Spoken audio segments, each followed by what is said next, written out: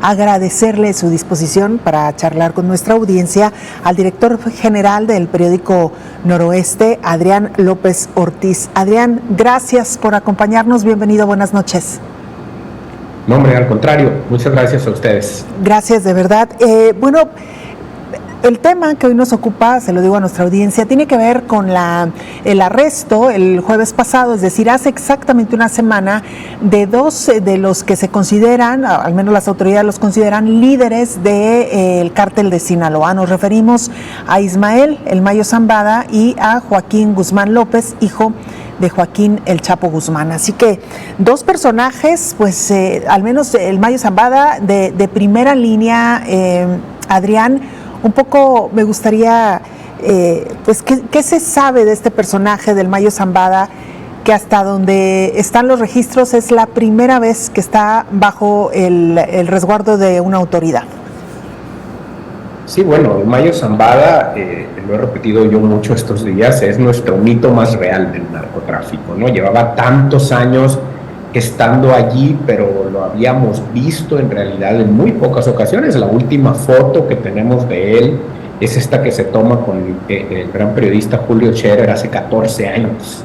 Y bueno, las recientes ya de la detención, pues que enseñan un Mayo Zambada en una condición muy diferente, ¿no? Los años no pasan en balde y entonces de pronto le ponemos rostro, le ponemos humanidad a este mito que se había construido acá en Sinaloa. Pues siempre hemos sabido que el Mayo estaba allí, en algún lugar, su facción se hacía sentir, o sea, a diferencia de, creo, del resto del país, pues en Sinaloa sí tenemos pues prácticamente todos los días evidencia de lo que su facción al interior del cártel de Sinaloa hace o deja de hacer, ¿no? Tanto en el tráfico de drogas, en la violencia, en el lavado de dinero, etcétera, pero no lo veíamos, ¿no? Y entonces de pronto verlo así, caer así a los 76 años del otro lado de la frontera, pues nos sigue pareciendo increíble. Yo sigo viendo un poco a Sinaloa descolocado en el sentido de que no nos cae el 20, ¿no? De que esto sea real y de que esto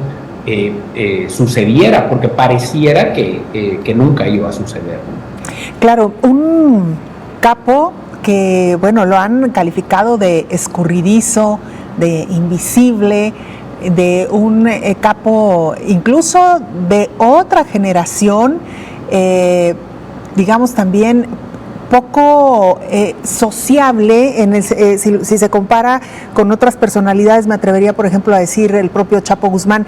Pero ustedes que viven ahí en este territorio donde se presume o se presumía vivía el Mayo Zambada, ¿qué nos puedes contar sobre la personalidad de él? Es decir, ¿era un hombre que se dejaba ver entre la sociedad, no sé, de Culiacán, de Mazatlán, o, como tú dices, pues se mantuvo ahí oculto, sabían que existía, pero no lo vieron? No, claro que no era un narco en la superficie, no era un personaje así, a diferencia del Chapo, que en la última etapa, digamos, de su carrera, antes de ser detenido, empieza a tener un perfil mucho más público. El famoso affair con Kate del Castillo, con Sean Penn, con Oliver Stone, sus fugas, ¿no? Sus capturas, etcétera. Creo que el Mayo logra llegar a los 76 años intacto, precisamente porque tiene un perfil completamente distinto, ¿no? Más un hombre, pues como se dice acá, de la sierra, del monte. Él mismo se lo dice a Julio Scherer en esa entrevista, ¿no? Si hacemos esas cosas nos agarran, ¿no? Y también creo que por eso se hace más inverosímil su captura, ¿no? De esta manera que pareciera tan sencilla o tan poco policíaca, ¿no? Tan poco espectacular, que simplemente un día se baja de un avión con el matiz de que es del otro lado de la frontera, ¿no? Lo cual deja muy mal paradas a nuestras autoridades, que siguen pidiendo explicaciones de cómo se lo llevaron de su país para el otro lado, y eso era que era lo único que ha atinado la autoridad mexicana es a decir, pues el avión no salió de Hermosillo y no sabíamos nada. O sea, literalmente el gobierno mexicano está mendigando información sobre su capo más célebre y por el otro lado, pues un personaje de altísimo nivel que el gobierno mexicano debió haber capturado en territorio mexicano. Claro, hay quienes incluso lo han comparado en magnitud con la detención del jefe de jefes, ¿no?, de Miguel Ángel Félix Gallardo. Han dicho que así de este nivel es el personaje del Mayo Zambada. Pero ahora que mencionas esto, Adrián, justo sobre las hipótesis, y eso en eso han quedado las hipótesis que se barajan en torno a su arresto, que si fue una entrega voluntaria, una entrega pactada, o fue trabajo de investigación por parte de las agencias estadounidenses. ¿Cuál sería tu opinión, tu lectura en torno a todo esto que envuelve, y el misterio, valga otra vez, el misterio que envuelve la captura del Mayo Zambada y del hijo del Chapo? Bueno, nosotros acá hemos intentado reportear y avalar cuál es cada una de las versiones que han circulado, sobre todo esta última que se instala muy fuerte en la conversación de Joan Grillo y del periodista Alberto Cedillo sobre la traición de Joaquín Guzmán, la emboscada y luego la entrega en el avión. Pero nos gusta pues un poco más apelar a los hechos, ¿no? Y los hechos que tenemos, hasta donde sabemos, la evidencia que hay, es que estos dos personajes junto con un piloto aparecen en un jet del otro lado de la frontera, en un pequeño aeropuerto de Nuevo México, y bueno, eso dice cosas, ¿no? ¿Qué dice? Pues una, que para que un avión de esta naturaleza cruce la frontera, pues tendría que haber algún tipo de pacto para que cruce la frontera sin mayor riesgo, ¿no? Ya luego viene la teoría de si Joaquín Guzmán había negociado eso desde el inicio y no había incluido al Mayo, y el Mayo es una sorpresa para las autoridades del otro lado. Creo que lo que sucede hoy en la audiencia que tuvo el Mayo en El Paso, aunque no se dijo absolutamente nada, el hecho de que uno de los abogados, ex abogados del Vicentillo, su hijo, apareciera sumándose a la defensa, pues habla de la posibilidad de un arreglo y una cierta relación, ¿no? Digamos, con el caso de su hijo, que podría apuntar un poco a la versión del pacto. Ahora, en la versión de Joan, pues hay otros elementos que hacen sentido y que lo relacionan con otro hecho de alto impacto acá en Sinaloa, que fue el asesinato ese día casi a la medianoche de un político local, Héctor Melesio Cuen, que según la versión de Joan y de Cedillo estaría digamos, relacionado con la captura del Mayo. Pero la verdad es que es algo que no podemos probar. Creo que es muy importante que las autoridades pues logren apuntalar una versión, porque todo indica que lo vamos a conocer, sí, solo si esto va a juicio, y sí, solo si las autoridades norteamericanas se dignan a ofrecer una explicación al gobierno mexicano, y no están obligadas toda vez que el gobierno mexicano no participó para nada del operativo, ¿no? Sí, con base en esta narración de hechos que ha sido publicada precisamente por estos periodistas a los que hacías mención, ellos, de acuerdo a versiones que obtuvieron, se dice que el Mayo habría acudido a una reunión con este personaje que tú ya mencionas, que por cierto fue rector de la Universidad de Sinaloa, si no mal tengo el dato. Y sí, en ese sentido, uno se pregunta, y con base en esta personalidad que hemos conocido del Mayo, lo poco que se ha conocido, pues uno se pregunta si un hombre de 76 años que ha vivido en el monte, que se describe como un hombre de sierra, pues bajaría, ¿no? Y acudiría a este tipo de encuentros. ¿Qué tan frecuente era que él se reuniera o no con políticos o con personajes de la vida pública? Y todavía más, que lo hiciera, pues no sé si solamente con estos 4 escoltas a los que hacen referencia. Entiendo que estos capos pues van rodeados de una cantidad importante de guardaespaldas o de gente que está a su servicio, Adrián. Bueno, lo que también ha enseñado un poco la experiencia, hay que recordar la captura, por ejemplo, del Chapo Guzmán en Mazatlán en su momento, después de su primera fuga, que solamente estaba una persona con él y su familia, ¿no? Habían bajado. Creo que hay momentos en los que estos personajes, sobre todo si quieren moverse con una cierta libertad, tienen que bajar muchísimo el perfil, ¿no? Y dejar de moverse con estos convoyes. Luego, cuando se le detiene en Mochi, sí, se le captura en una casa de seguridad con un gran dispositivo que genera una gran balacera, hay muertes ahí, etcétera, ¿no? Digamos, pero ya estaba un poco a salto de mata, huyendo, etcétera, como preparado, ¿no? El caso, por ejemplo, de Arturo Beltrán en Morelos, que también muere en un enfrentamiento muy importante. pero también uno de los arellanos capturado en Puebla en algún momento, pues prácticamente solo, ¿no? Y creo que depende mucho de la coyuntura, también creo que depende mucho de qué tanta confianza tienen en cierto momento de moverse a cierto lugar o con ciertas personas, que parecería ser el caso en caso de que se confirme la versión de Joan sobre la famosa reunión. Y hay además otros indicios que apuntan un poco a que pudiera haber realismo en esa versión, sobre todo del testimonio del acompañante de Héctor Melesio Cuen, que sí, fue rector de la universidad y que presenció los hechos en los que Héctor Melesio resulta baleado y luego muere al llegar a una clínica particular, ¿no? Lo que el acompañante dice es que ellos van en la mañana a una reunión con unos abogados que nunca llegan, ¿no? Y bueno, el ataque sucede hasta medianoche. Entonces, habría que ver si la Fiscalía de Sinaloa es capaz de llenar estos huecos, capaz de articular una narrativa que explique y que convenza en términos de hacerle justicia a este asesinato. Y por el otro lado, qué tanto el gobierno mexicano es capaz también de articular una narrativa. Ya pasó una semana y seguimos sin saber cómo el capo más buscado de México terminó en Estados Unidos en un avión con el hijo del segundo capo más buscado en México. Sí, porque esta versión que da el gobierno estadounidense de que se enteraron casi hasta que aterrizó el avión que iba, o esta aeronave que iban a bordo, tanto el hijo del Chapo como el Mayo Zambada, pareciera ser más una justificación para explicar por qué no avisaron al gobierno mexicano. No sé si te suena que por ahí pudiera ser. Sí, totalmente. Y la otra es, las otras versiones que tenemos son las primeras declaraciones del abogado de El Mayo, diciendo que fue secuestrado, y luego una versión también acá de otro abogado mexicano, que no estoy tan seguro que sea el abogado de los Chapitos, que básicamente lo que dice es que no es cierto, que ambos estaban negociando.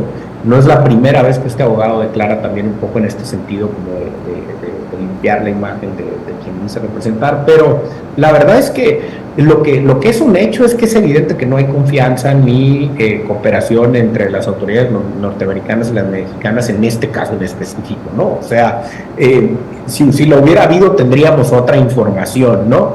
Si esto es un pacto que se cocinó desde hace años o meses, pues con mayor razón. Entonces creo que al final la primera conclusión pues es que queda muy mal parada la cooperación internacional en este sentido. Tan es así que no se le captura acá, que de alguna manera se logra que cruce la frontera para detenerlo allá y procesarlo allá, y otra vez, entonces donde se hará justicia con este tipo de personajes a cambio de cierto dinero y cierta cantidad de información, pues otra vez será igual que con el resto de los capos relevantes de México, incluso de personajes como Genaro García Luna, pues será otra vez en Estados Unidos y no en México, cuando las víctimas más fuertes, digamos, de la violencia desplegada por los carteles que estos personajes lideran, pues están en México.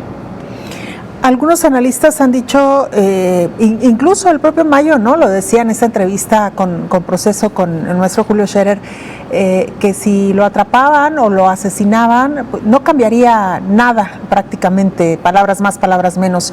Algunos analistas coinciden en que pues prácticamente el imperio del Mayo estaba ya casi que repartido entre sus hijos que aún están en libertad. Y en ese sentido, pues pareciera que el tráfico de drogas continuará como hasta ahora lo hemos visto. Sin embargo, ¿qué información podría dar el Mayo a autoridades estadounidenses que sirvieran, se me ocurre, pues para fincar algunos delitos a más personajes de la vida política de nuestro país? Sí, bueno, habría que recordar la experiencia reciente del juicio del Chapo, ¿no? En la que testifican otros personajes muy relevantes, incluido el hijo del Mayo Zambada, el padre del Chapo, Vicente Zambada Nieble, que ahora sabemos pues ya está libre en Estados Unidos. Creo que un poco es eso, ¿no? ¿Qué otros personajes muy relevantes hay ahorita del narco, del cártel de Sinaloa en Estados Unidos? Pues Ovidio Guzmán.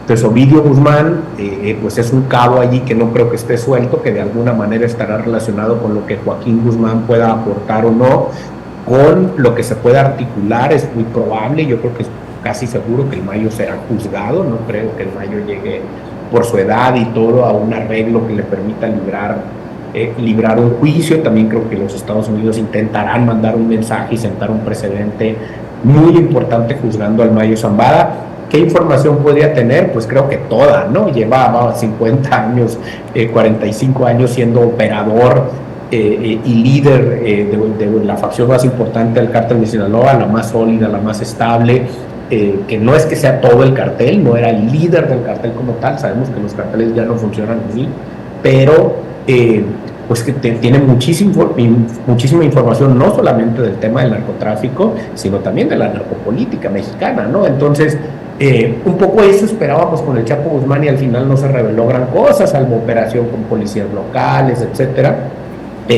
Pero creo que el caso de Mayo podría ser distinto, ¿no?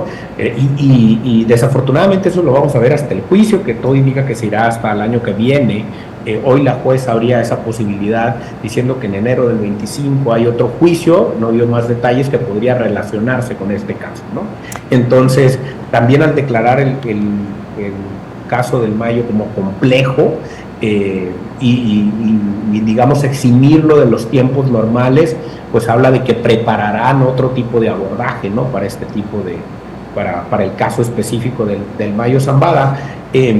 Ahora, su perfil, su estilo, pues lo han caracterizado siempre pues por ser un hombre discreto, ¿no? No sé si eso va a cambiar cuando esté ya ahí en la corte. Claro. Adrián, por último, pero por supuesto no menos importante, ¿cómo está Sinaloa? ¿Cómo están sus habitantes? ¿Se esperaba una reacción violenta luego de este arresto? Seguimos observando desde afuera, ¿no? Esta tensa calma. ¿Cómo viven ustedes el día a día? ¿Realmente se espera una reacción a estos hechos?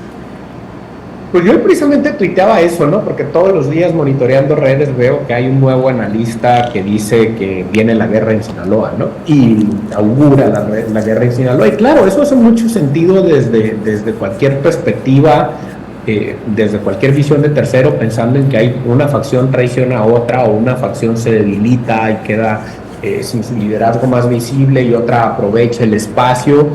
Pero yo pondría el acento en que creo que algo que perdemos mucho de vista desde el periodismo, desde las autoridades, es que siempre estamos comparando con qué fue lo que sucedió la última vez y se nos olvida que el crimen organizado, en específico el cártel de Sinaloa, es un cártel que ha evolucionado y que ha aprendido muchísimas cosas, ¿no?